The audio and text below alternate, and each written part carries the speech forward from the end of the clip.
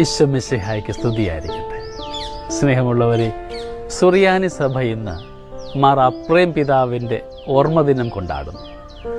പരിശുദ്ധാത്മാവിൻ്റെ വീണയാകുവാൻ വിളിക്കപ്പെട്ടവരാണ് നാം ഓരോരുത്തരും എന്നൊരു ഓർമ്മ നമുക്ക് പിതാവ് സമ്മാനിക്കുന്നുണ്ട്.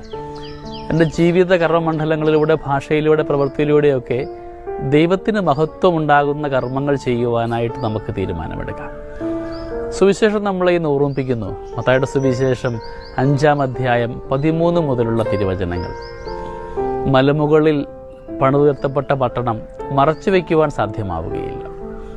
മനുഷ്യർ നിങ്ങളുടെ സൽപ്രവൃത്തികൾ കണ്ട് സ്വർഗസ്ഥനായ പിതാവിനെ മഹത്വപ്പെടുത്തേണ്ടതിന് നിങ്ങളുടെ വെളിച്ചം ഒരു പ്രകാശമായിരിക്കും. എൻ്റെ ഉള്ളിൽ വെളിച്ചമുണ്ടെങ്കിൽ മാത്രമാണ് അത് പ്രകാശമായി പുറത്തേക്ക് കൊടുക്കുവാൻ എനിക്ക് സാധ്യമാവുകയുള്ളൂ. മാമോദീസായിലൂടെ കിട്ടിയ പ്രകാശവും നന്മയും ഒക്കെ ഇന്ന് അനുഗ്രഹമാക്കുവാൻ, ഉദാശകളുടെ പിൻബലത്തിൽ കിട്ടിയ ചൈതന്യങ്ങളൊക്കെ ദൈവത്തിൻ്റെ മഹത്വത്തിന് കാരണമാക്കുവാൻ നമുക്കിന്ന് ഉപകരണമാവാം. അതിനുവേണ്ടി പരിശ്രമിക്കുകയും ചെയ്യാം.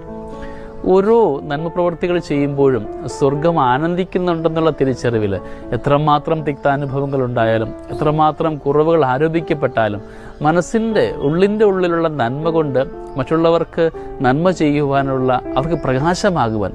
കാരണം ഈ ലോകം അന്ധകാരമയമാണ്. പ്രത്യേകിച്ച് മാതാപിതാക്കളോട് മക്കളുടെ ജീവിതത്തിൽ അവർ കടന്നു പോകുന്ന വഴിയിലൊക്കെ അന്ധകാരമുണ്ടാകുമ്പോൾ നന്മയുടെ പ്രകാശമായി മാതാപിതാക്കളായിത്തീരണം. പ്രാർത്ഥനയാകുന്ന വലിയ ചൈതന്യം കൊണ്ട് മാത്രമാണ് നമുക്ക് പ്രകാശമാകാൻ സാധ്യമാവുകയുള്ളൂ. ഈ ലോകത്തിൻ്റെ എല്ലാ അന്ധകാരത്തെയും മാറ്റുന്ന പ്രകാശമായ മിശിഹായെ സംശീകരിച്ചുകൊണ്ട് നമ്മുടെ ജീവിതയിടങ്ങളിലും വ്യക്തിബന്ധങ്ങളിലുമൊക്കെ പ്രകാശമാകുവാൻ നമുക്ക് തീരുമാനമെടുക്കാം. അപ്രേം പിതാവിൻ്റെ പ്രത്യേകമായ മധ്യസ്ഥം അയച്ചുകൊണ്ട് നമ്മുടെ ജീവിത മേഖലയിലൊക്കെ നന്മയായിട്ട് മാറുവാൻ നമ്മളെ ഉപകരണമാക്കണം. പ്രാർത്ഥിക്കും.